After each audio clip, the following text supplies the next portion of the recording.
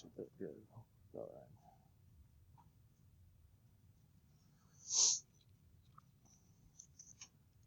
All right. Alrighty. Good afternoon, everybody. I'm Anthony Wink, and the subject I decided to talk on and everything like that was wireless networking. A lot of you guys in this room have a ton of knowledge on this stuff already and everything like that, so please pardon me. This is probably a little bit more of a networking for dummies compared to your guys' knowledge around here, but I'll do my best to maybe teach you something a little bit new about it. Communication has always been a very, very important part of society, whether you're instructing a class, whether you're explaining how to do something with a friend. And us as a society has always tried to strive to find easier and more complex or easier ways to communicate with other people if you're not in front of them. Starting with like the telephone, then the computer started getting big, and now with the wireless networking. Some of the things I'll touch on today with you guys and everything like that. I'll talk about some of the equipment that we use for wireless networking, why using wireless is good, some of the negatives about wireless and wireless networks, of course, and then some of the future things that could be happening in wireless networking. Most of this stuff is pretty basic. Most of you guys know about this stuff. Just some of the equipment that you use for wireless networking. Need a wireless access point, routers, modems, wireless adapters, wireless cards, repeaters.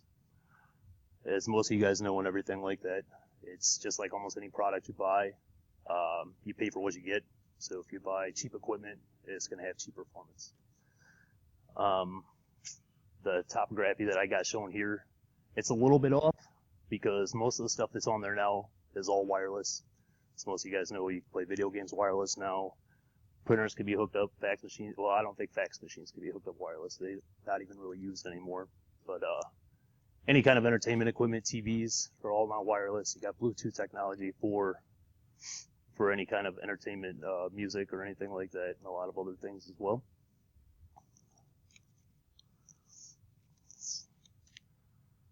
Why use wireless networks?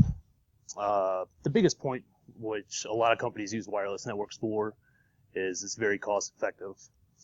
Not so much the wiring itself, but the installation of the wiring. If you have a business that's using older buildings and older facilities, trying to run wires through some of the old places could probably be a pain in the butt, trying to drill it through concrete walls or whatever it may be. Whereas with wireless networking, you got minimum wiring. You may have to use a couple additional repeaters to make sure that everybody gets signal strength, but not really too much else that you got to go with there. One of the bigger things for it and everything like that on using wireless would be it's easier for IT people to install and to maintain as well. And another big reason is you don't end up with messes like that. So I seen that picture, I was like, oh, I would want to try to fix that stuff.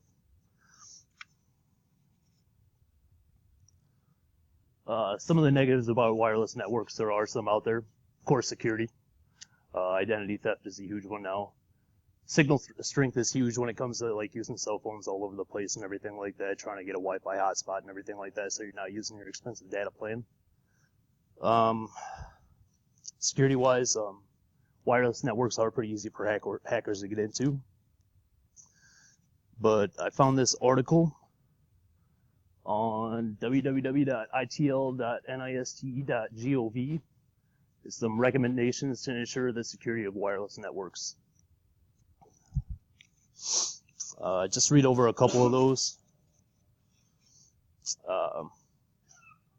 It's more so for IT personnel and everything like that, but just a few things to go off of. Maintain full understanding of the topology of the wireless networks. That way you know what devices are actually in there and what ones aren't supposed to be there.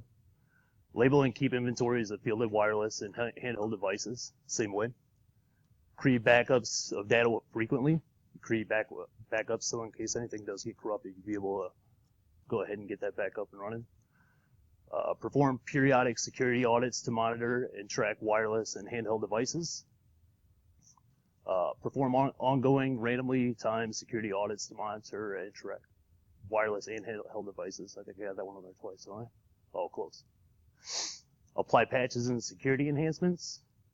Monitor the wireless industry for changes for standards that enhance security features and for the release of new products, and monitor wireless technology for new threats and vulnerabilities.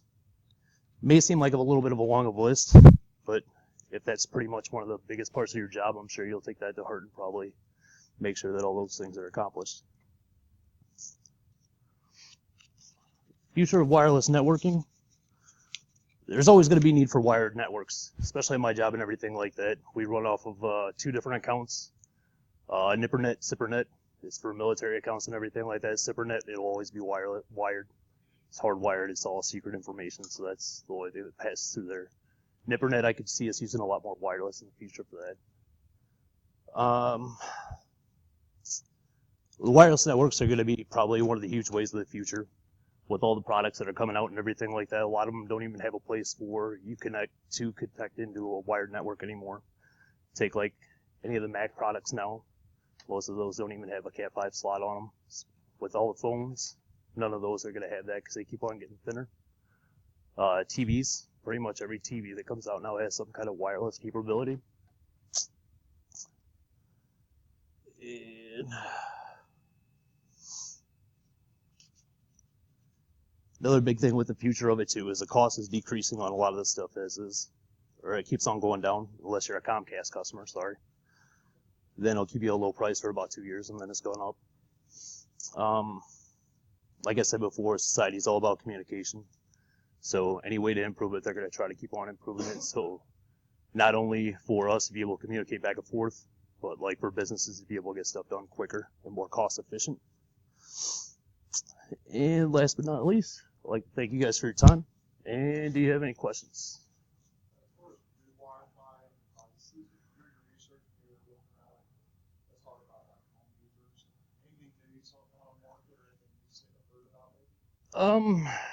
The biggest stuff that I seen for like in the research that I did and everything like that is not so much new devices coming out, it's improvement on old devices.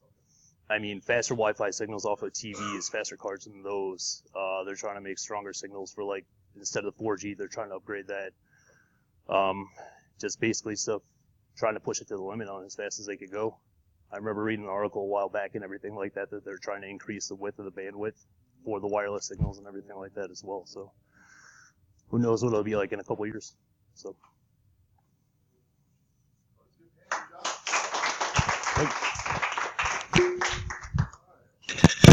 Come on up and get some more food while we're waiting for presenter 2 to come up and present.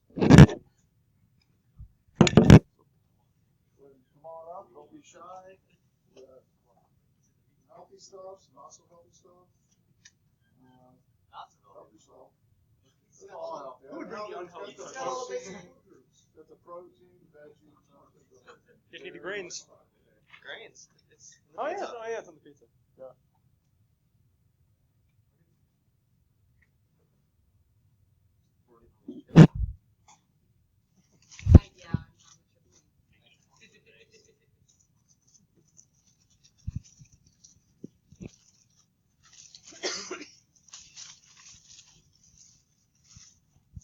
Is this the power button?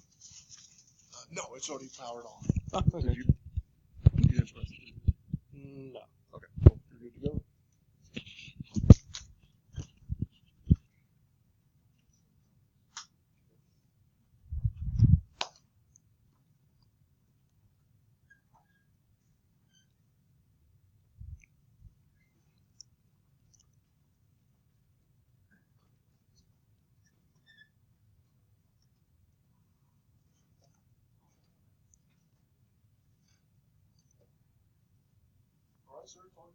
Right. Hello, everyone. For those of you that don't know me, my name is Blake Wellington. I'm going to be talking about email protocols with you all today. Well, I chose this topic because I thought it was pretty interesting. Everybody basically uses email nowadays. It's a very important tool, like in business, you communicate with family, friends, etc. It is in fact a very important tool because you can send various text, pictures, multi-parts to anybody nowadays, and you can even send it from your phone, which is kind of impressive too. So, all right. So the first thing I'll cover with you all is before I get to protocols, is the actual history of email. So, it was invented back in around the 1960s. It started out as a simple file directory. It was simply just placing a message onto one person's computer, and then another person, and then when the user of that computer came by, they would log on and they would see the message. The first recorded email system that was invented was Mailbox over at Massachusetts Institute of Technology in 1965. And in addition, there was also a send message, as you can see right there, and that was what enabled the system to send messages to different computers. So, and it only worked, and well, there was a couple problems. It was a good first step in email, but there was also some problems with it as well. See, you can only send messages to users of the same computer. So that is what motivated our who is pictured in our Exxon, Mr. Ray Tomlinson. He is considered by many to be the father of email. He's the one who came up with the idea to create the @ symbol, as pictured behind him. And what it did was indicate the email that was being sent out to a user. So it'd be the name of the sender, and then @ symbol, and then the name of the address. So it was a very important innovation in email as we know it.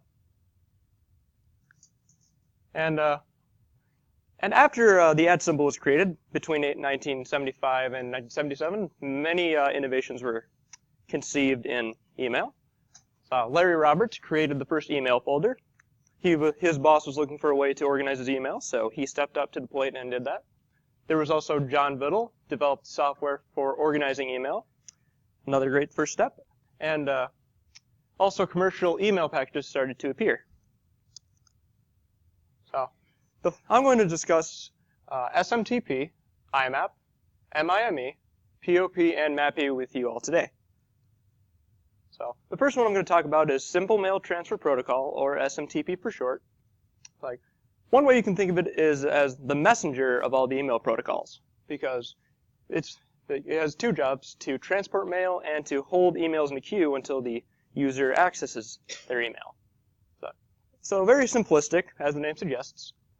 Its default port is port 25, and also you can use port 2525 if port 25 is filtered, and you can use port 465 for secure transmissions over SMTP. Also, SMTP is found on the application layer, and it depends on TCP at the transport layer in order for it to function.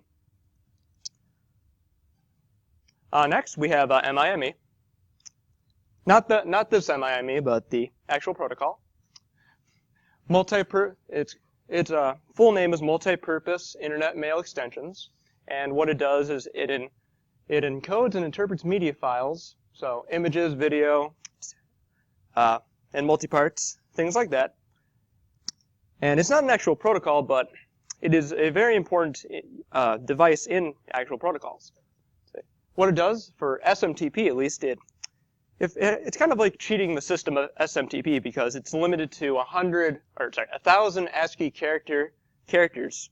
So SMTP can't send the email if it's above that limit. So MIME has formulas and algorithms to transpose them and fit them into the SMTP message.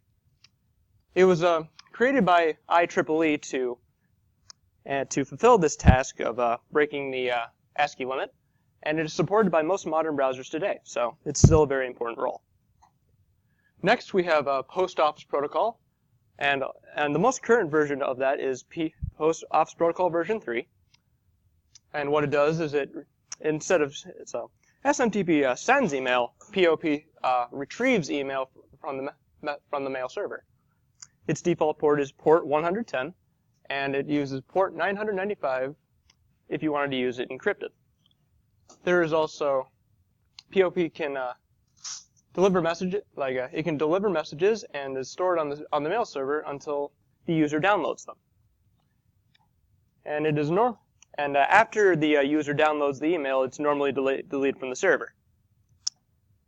Next, we have Internet Message Access Protocol. IMAP 4 is the most current version.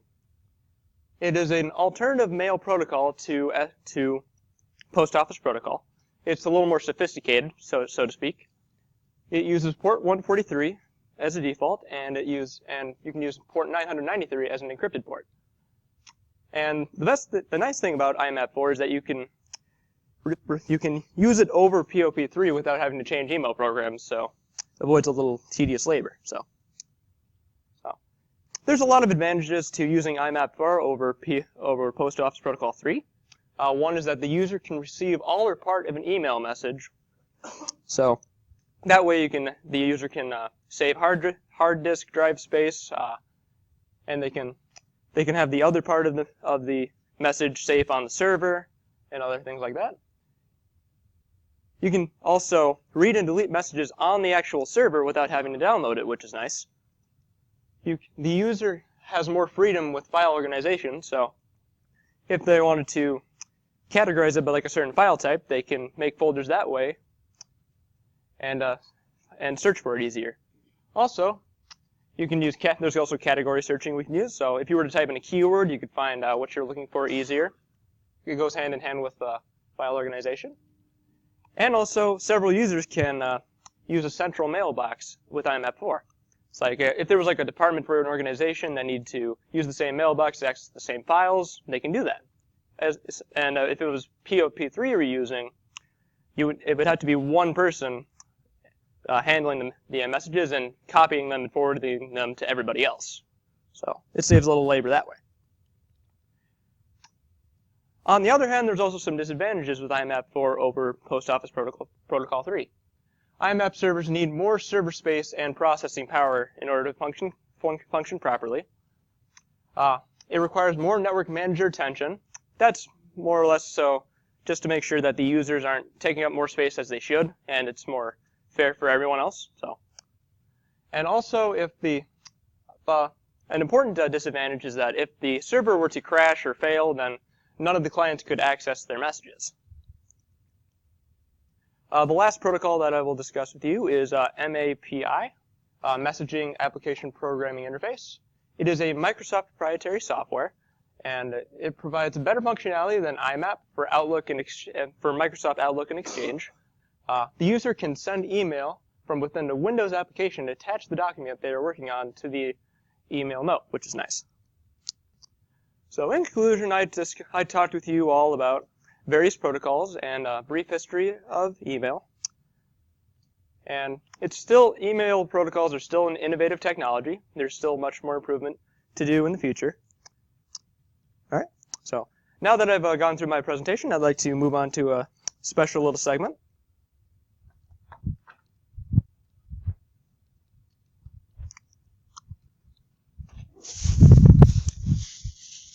In the bag here, I've got some goodies that people can win if they answer the questions correctly. So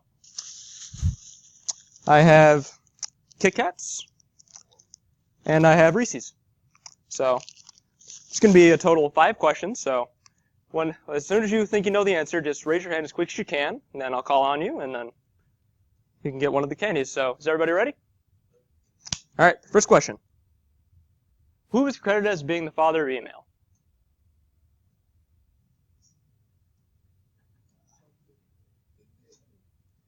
Anybody?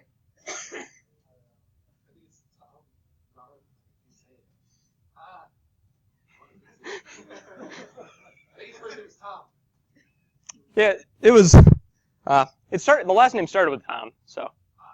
But all right. So the correct answer was Ray Tomlinson. So, all right, I'll give you candy for attempting. So, did you want Reese's or Kit? I'll throw it to you. Do you want Kit Kat or Reese's? Oh. All right. Thank you. All right. Next question. What does MIME stand for?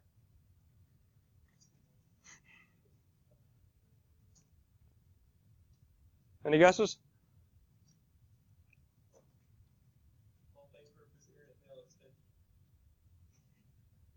Yep, that is correct.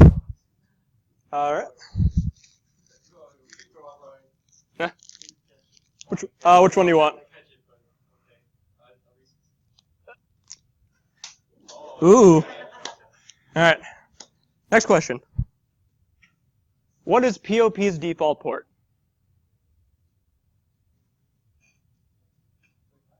Huh? Not 25. Not 23. It's a 3-digit number. 110. All right. All right. Next one. Who owns Mappy? Very good. Which one? All right. Last question. Name all 5 email protocols that I discussed.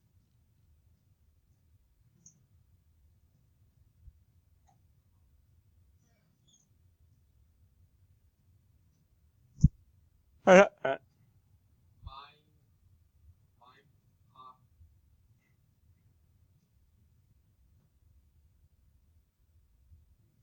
All right, for this one, we'll just do one part answer, so you don't need to name all 5, just one.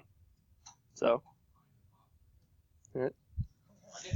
I don't deserve candy. Oh, you got 2 already, so. All right. Give me 2, give Huh? else 1.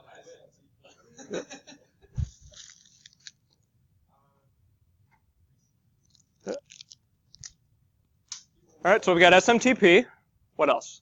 MIME, which you already said.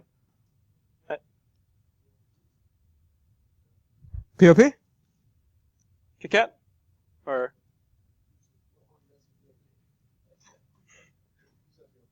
All right. We're almost out of Reese's. All right, 2 more. 2 more. Yep. And last one. Starts with an M. Good. Very good. All right. Thank you all for your time. That's it.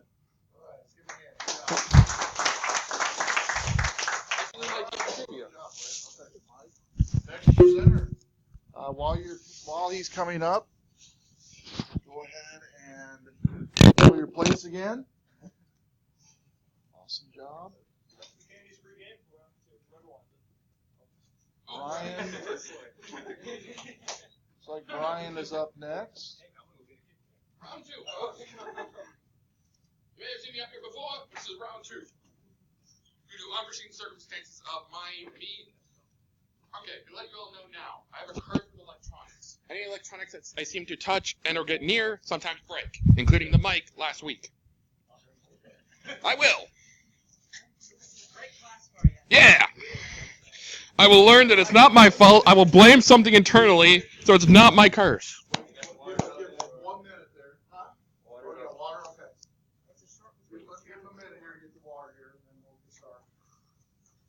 So the Pepsi's free game then? Because everyone's just going to drink water, I'm going to chug a Pepsi then? Right? Right?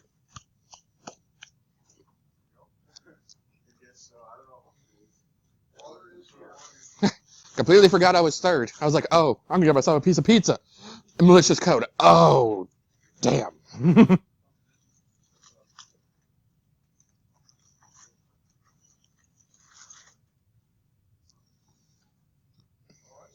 Okay. Greetings again, everyone, and welcome back to Malicious Code and Networking. You may see a lot of information you may or may not have heard last week with mostly the same jokes, as I did not practice this, or the last one, at all. Sorry. And as you may know, I'll be saying viruses a lot because, honestly, again, viruses versus malicious code. Say viruses. Far easier, and people will go like, oh, I know what that is, and not, what are you talking about? So, what is malicious code?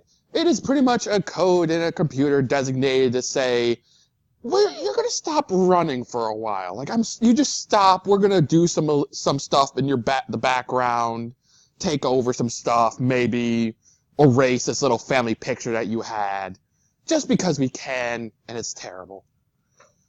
And pretty much it's all bad because it's a virus. Like getting sick. Not fun. And again, viruses. People say them nowadays. When I heard the term malicious code, I was like, does that mean virus? Google, virus. Okay. So, well, skipped ahead there. Types of viruses. We have the Roman Trojan horses. We have the worms that devour the world.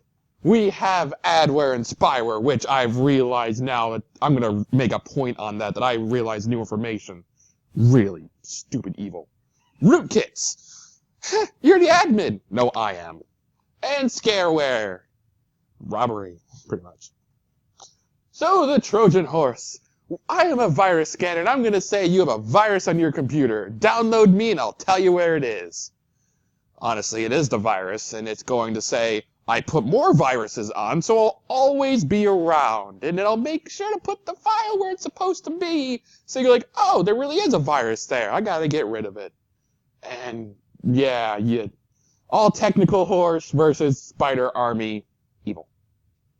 And little pop-ups and all that. Hooray. And how Trojans affect networking, it's pretty much in business a Trojan. If you put it on your computer, you're asking for the boss to say, hey, I don't know what I'm doing. Fire me. Don't ever download something that's not from the main site. Like, I've seen sites that say, oh, hey, it's free here. Don't do it. It's never free. The worms, the nuclear bombs of computers. Those that would literally tell an airport to say, your flights? Well, I'm going to tell them they're all canceled because you don't know where they are anymore. That plane you were just keeping track of, it's maybe over the Pacific, maybe over New York, maybe over, like, California. You have no idea. And pretty much in a network, it will spread like wildfire. For instance, one typical example was a massive attack on the SQL Sapphire Slammer. That was the name of the worm, I realized afterwards. Codename Sapphire. Pretty much in 2003, there was an update to the wonderful MS SQL servers, which mainly run ATMs, flights, and so on. This worm decided, some guy was ready for this. He was going I've read all the patch notes. I know this exploit's going to be here. I'm going to make this worm and tell it to go destroy the world. And it nearly did, doubling in size in 8.5 seconds and infecting nearly everyone who used the system. Besides a lucky 10%, which I'm quite surprised, that within 10 minutes they realized, there's a worm in here. Turn off the internet. We're solidifying ourselves in this little cubby hole of no. And roughly by the end of it, 75,000 hosts were taken control of, including banks, flights, and elections. I was quite surprised. No wonder that guy won. Forgot who won that year. Anyone? Who won in 2003? Elections? 2004? Thank you. Most likely personal elections for certain towns and such. They got screwed. And then the adware and the spyware. Over the past 2 weeks, I recently acquired a Nintendo DS as a gift. And these little things, I was I want to customize it. So I'm going to Google, hey, is there any custom skins for my Nintendo DS?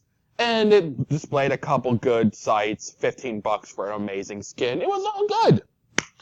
I go on Facebook, not even an hour afterward. And hey, this is something you might like. And it literally showed the site I just went to, one of the skins I specifically clicked on. I'm going how dare you? I didn't want to buy it then. I'm not going to buy it now. And that was because of adware and spyware. Little things that your computer may completely ignore because it's not really that deadly. It's more or less taking your information, using it, and marketing off of it. So they don't really take your files, they just take what you're looking for and profit. It's terrible. And pretty much the adware creates the ads for you, the spyware looks up what ads you want to see. Which, the skin, it was right on Facebook, and I wanted to kill my computer. It's you're not supposed to do this to me now, I built you better than this. And adware and networking, pretty much, you Google something, there's no hot signals in your area, I am sorry, there aren't. That joke has been reused, which is why the room is silent. There we go. Finally. I'm doing my best here to make a joke out of this, but nope, not working now. And yeah, adware spyware, you get the idea. And rootkits. My mother is a medical coder, and she actually had a rootkit on her system allowing someone into our wireless network. It took us a long time to get rid of it, because whenever we tried to, the guy would use what he knew about our wireless network and get back in, because he had administrative privileges that allowed him to say, your wireless password is this now. Let me do what I want, then I'll change it back before you realize it. Like, so every other week, we've had to shut down our network, change everything, start it back up, and pray that he wasn't in there still. So far, no such luck. He skulks around, takes down our internet from time to time. It's really getting annoying. Like, really. And it pretty much destroys everything. All your hopes and dreams of safety, gone. And in networking, you just got your boss's computer infected. Good luck staying at that company. Because honestly, when it gets into one system, it will use its powers to get into every system by going like, hey, I'm you. I'm going to email your best buddy and say, hey, did you see that game last night? Here's a video of it. And when he clicks the link, it's a download. He downloads it. Oh, hey, it's a football game. But I thought he was a soccer fan. Little late for that one. That video, part of it, video. Other part, virus. Good luck. And you're not getting rid of it. And then scareware, Pumpkinhead. Your computer is now held for ransom. Pay up or lose everything. And then we're going to take more from you the moment you pay. That's really all there is to it. Like, something may seem legitimate, you download it, you are now scarewared. Happened to me once on my old PC, I want to test out something, download like Microsoft Silverlight. For some reason, the main download page didn't work, so I tried to do a separate one. And all of a sudden, the background of my screen turned blue. Like, all my programs were there, and it literally said something like, you have a virus on your computer. Download this software to get rid of it. And I'm going like, okay, Microsoft Silverlight, here. Oh, this is not Microsoft Silverlight. It's some background changer. Delete. I got rid of it before bad things happened. Really would have been bad. I'll tell you that right now. Because I buy video games on that system. And if they had gotten in, I was losing my bank account. And scarewares and networking, your computer's been infected, you disconnected from the world, you toss it in the trash, you do not let someone else have it. Unless you have some professionals or the police say, we'll take care of it, and they try and take care of it. Because if they don't, you're honestly doomed. Like, literally, unless you want to pay that guy, what's his name? I mentioned the site about the hacker who created his own company. Yes. You could pay someone like him. He may find out who did it and may send the cops after him, but that's also a lot more money. Plus the money you're already going to lose because you already lost your computer for I don't know how long now. So just burn it. Burn it to the ground and toss it in a fireplace. And that. Oh, I did it again. Any questions? Yes. So how do you kill those viruses? Pretty much, before you even connect to the internet, have antivirus software on your computer. You like Norton. There's a free one called Google House Call. It's pretty much like it downloads directly from its main site every time you run it, so it will always be the same program. There'll be no special allowances. It will always do the exact same thing every time. Except be updated for more evil viruses. So what if the antivirus doesn't work? The antivirus doesn't work. That means due to either computer error or the antivirus software you're looking at, most likely it marked it as a virus but didn't get rid of it. Like sometimes Norton will flash on a screen saying, "Oh, hey, there's a virus," and because let's say you're playing a video game, you click out of it. not realizing what it was, and it was a virus, and it's like, well, damn, that's not good. There's also like rkill. They will literally hunt down every little piece of your system and say, this JavaScript seems wrong. Goodbye. This Microsoft document seems wrong. Goodbye. And it will literally chuck out anything that does not find good. Like, those are my suggestions in virus software. Other than that, if it was a virus that you may have downloaded, if you can find out where it went to, like my Microsoft Silverlight, I found the file on my computer and just erased it, it will sometimes save it as well. Thank you. And of course, infosec.org. You go here, you find everything you need. More pizza up here. Come up and grab the last bit here. And next presenter. Thank you. I got some. And the green light's on, so it did record. It was on the last time. I checked that. It did not record. So, are the sodas up for grabs? Yes, go for it. Okay.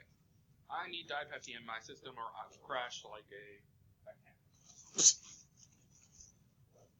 very slow crash. I know. That's one of my Hold the phone. It is, yeah. But then it's slow. I can fight it all I want. I can get those through the light bulb. Sooner or later, I'm going down. All right.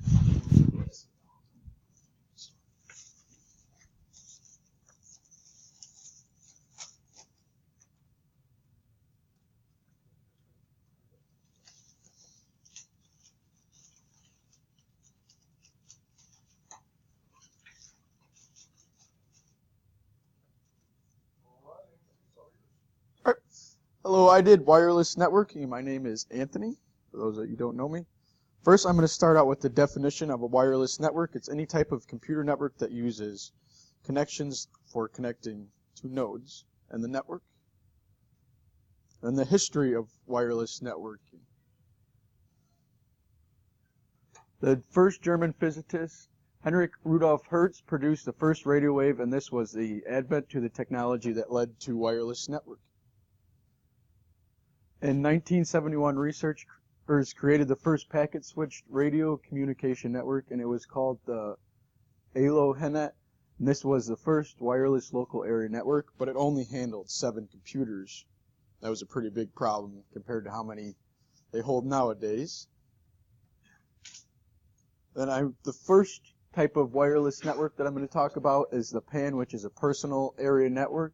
And this interconnects devices within a very small area like Bluetooth, your cell phone, computers, or like your iPad or other devices.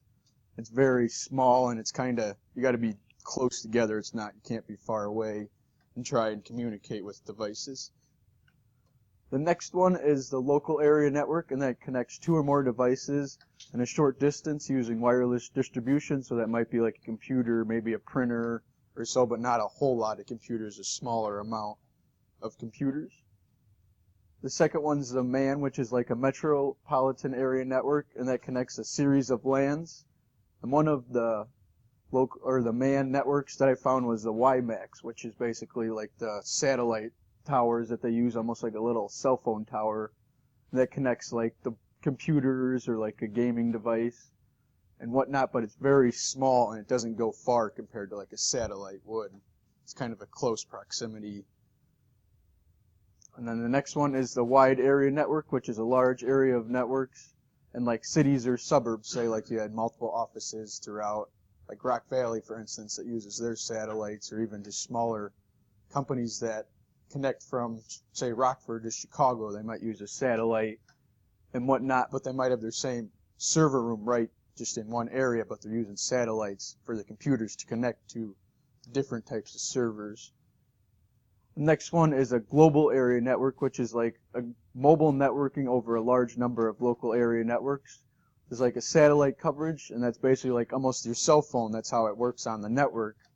Is it using local area networks, and they communicate with each other, and then as well as a satellite that communicates back with and gives you signal for your internet on your phone and whatnot. And then the advantages of wireless networks. It's convenience, which is easy. You don't have to use wires. Then mobility. You don't have to be sitting at your desk with the wire sticking in the back of your computer. You could be walking around the office or wherever using that. And then guest access, it also allows like maybe a special privilege where you could set up a guest account and a locked account on the wireless network, and you could have the guest just type in a password, or it might be open with no password. They can access it and improves business relationships, maybe like if you're sitting in a waiting room at an office or the doctor or somewhere. You could use a wireless network to check your email and so forth. Then the additional equipment and wiring are not required by users to expand the network. And then the problems with wireless networks. You have interference, say your cell phones or just even telephones or other wireless networks might interfere. Even your ovens or microwaves sometimes interfere with the radioactivity on them. And then unauthorized use, you might have a hacker or someone. But you can also do encryption to eliminate access, but they still might get through depending on how strict your encryption is or how many people you allow on the network. And the bandwidth, many share devices are on the same wireless network at once. It might be slower if you got multiple users compared to just a few. And then these issues can be monitored to control or eliminate the problems if you have someone that monitors to make sure maybe there's not too many users on the network, or make sure that you access who is on the network and see that, make sure they're the correct person and not unauthorized. You can just slow down on all the devices like your microwave or your telephone. And then troubleshooting, like say your wireless network doesn't work, you have to check that the router's plugged in. Obviously, you want to make sure you have a sufficient internet connection and your modem works correctly. And then make sure that the wireless adapter is turned on, you're typing in the correct password or clicking on the correct network even. And then placement. You want to place it in an area where that's close proximity to your computer, but you might also be downstairs, but you have it upstairs. You might have to get something that increases the range. So don't place any near windows or anywhere where the wireless signal can travel outside of your house. And then you want to make sure like you have the correct driver for your computer to make sure that it connects with the wireless correctly and works correctly. Or you could have a new antenna or repeater, which would probably increase your wireless connectivity if you're downstairs and the box is all the way 2 stories up in your house, or even in a big, huge building. They use multiple repeaters to improve the performance. And then the future of wireless networking. One thing I found, it was a P-cell, which stands for personal cell. It was developed by Artemis Networks, and it increases your mobile signal by 100 times the current conventional system. And this would replace cell towers with a personal cell network. And it eliminates congestion, dead zones, and unreliable connections. And that is a picture of the apparatus, and they're going to start launching it within 2015 in San Francisco. They're going to have 350 boxes across the rooftops throughout the city, and they hope that helps, and they're just going to kind of do a test to see how it works, to see if they want to expand it throughout the United States. And that is it. Does anyone have any questions? Yes.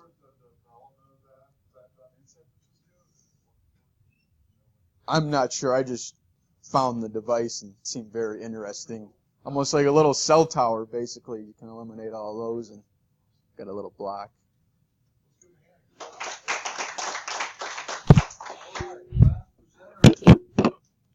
And then after that, we'll take the tour of IT. So this one's recorded, so if you want, I can go and get it started up here if you want, because I think we have voice. I'll have to plug in the speakers. But if you guys want to grab one last plate, when we take the tour, by the way, the door will be locked, and we'll keep everything in here. After the tour, when you come back, everything you brought, if you wouldn't mind taking it back with you, that'd be awesome. I appreciate everybody bringing stuff. Thank you for doing that. So take one last plate here while I get this up and going here.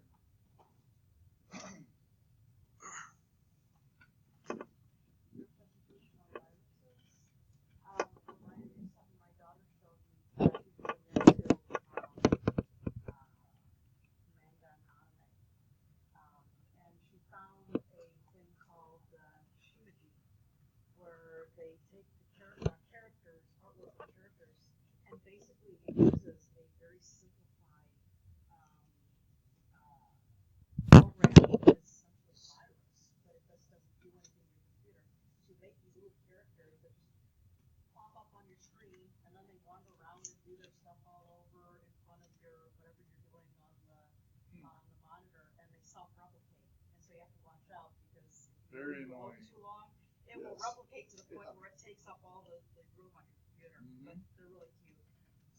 So did everybody get one last play before you start? Okay. So if you want to go ahead and tell us what you gave the presentation on, then I'll start the presentation. If you want to kind of tell us real quick. It's got the audio on it. Yeah. So you want to just kind of open up with the. Okay. Okay.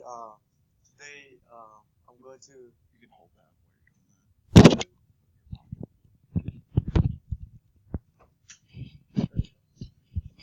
All right.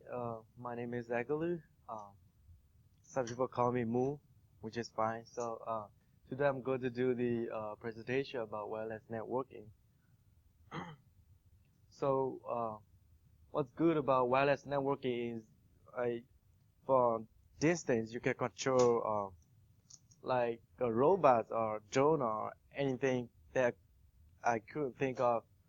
So you can control with your mobile device with using wireless networking.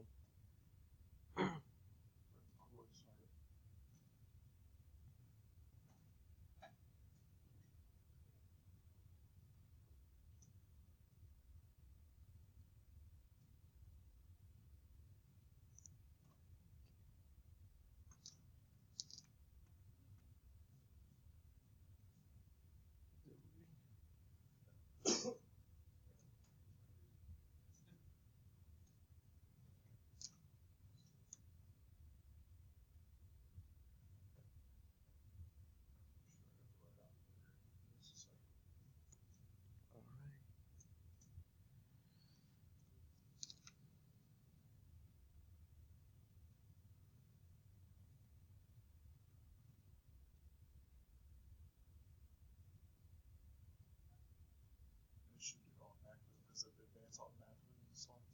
No, I did the each one by each. Oh, okay. So Something about myself. okay. So when I came to the United States, when I was in cafeteria, I saw Stay a here. robot outside of the cafeteria. So I was thinking that, wow, America, they use robots to pick up trash. So I poked one of my friends who sit next to me, and I said, "Hey, look, we got the robots." And he said, "That is not a robot. That is just a garbage truck." And I said, "Yeah, that is a robot. You see that?" And he said, "Dude, that is not a robot. That is just a garbage truck. You can see the truck is pick up the trash." So what I want to say is, nowadays technology are getting more and more stronger and more powerful.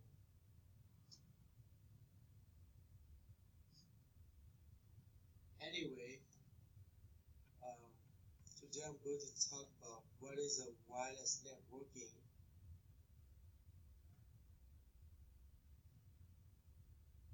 How is it different from wired network, and what are the business benefits of using a wireless network? So what is a wireless network? A wireless network is an essential productivity tool for today's mobile workforce.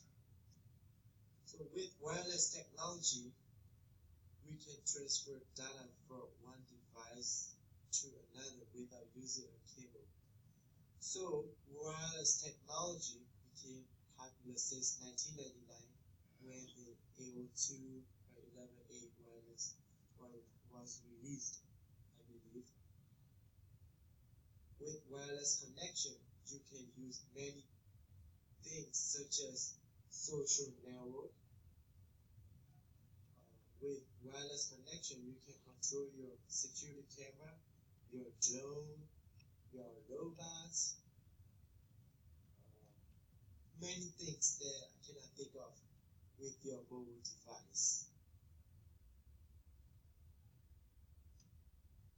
So wireless local area network uses radio waves to connect devices such as laptops to the your business network and its applications. So you can also set up meetings just like Google Hangouts or Dexter. Dexter is a robotic iPad robotic that developed by Apple company.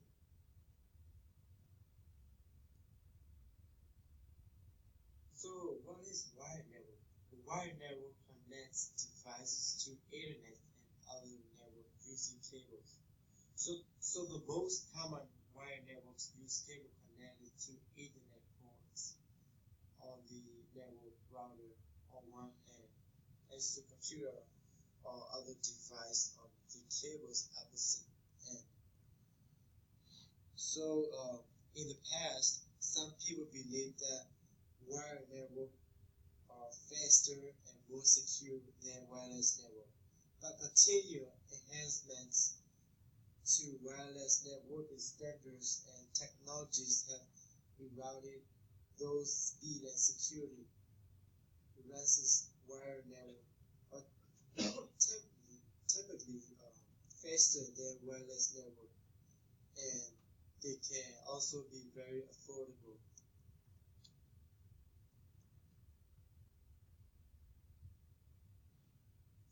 So small businesses can experience many benefits from a wireless network,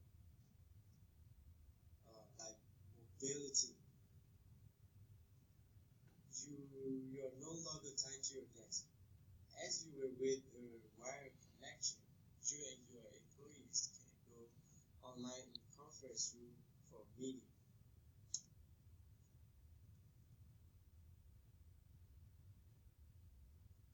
Convenience.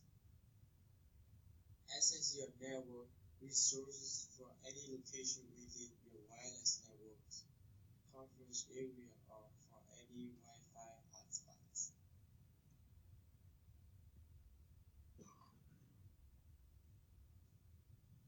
Productivity.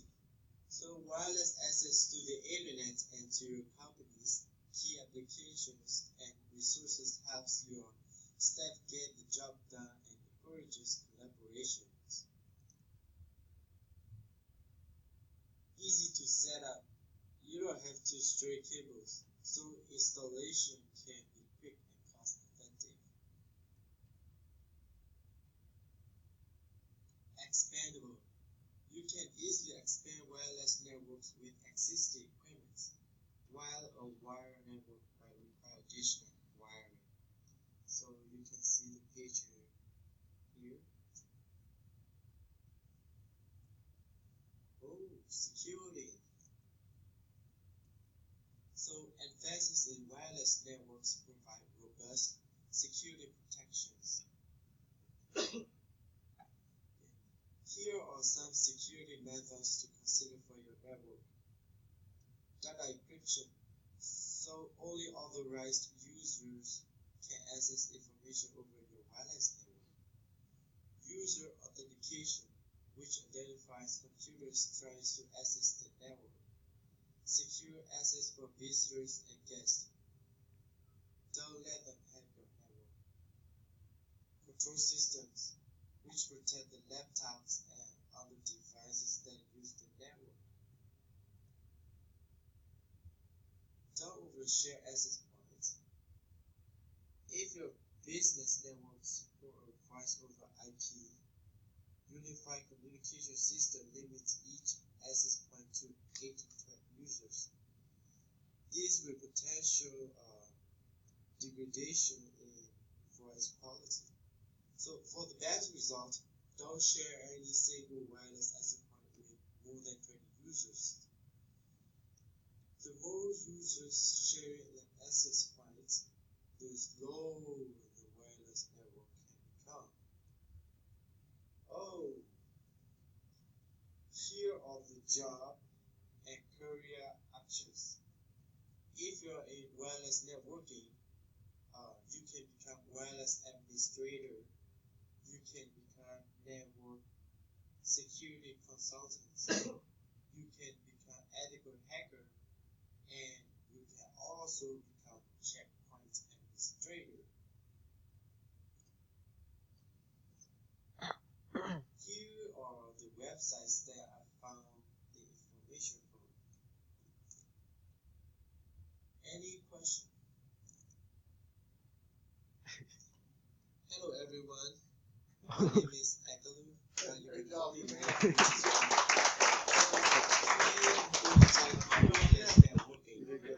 Good job. Before I talk about wireless networking, I want to That was awesome.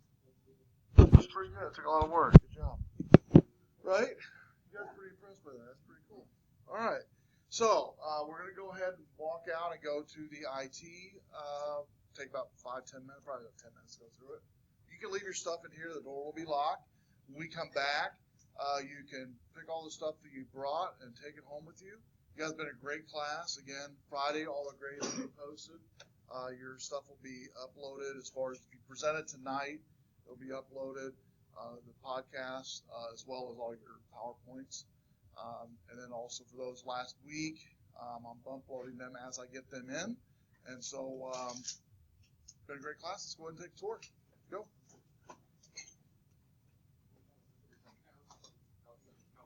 Whoever the last person is out the door, if you could shut the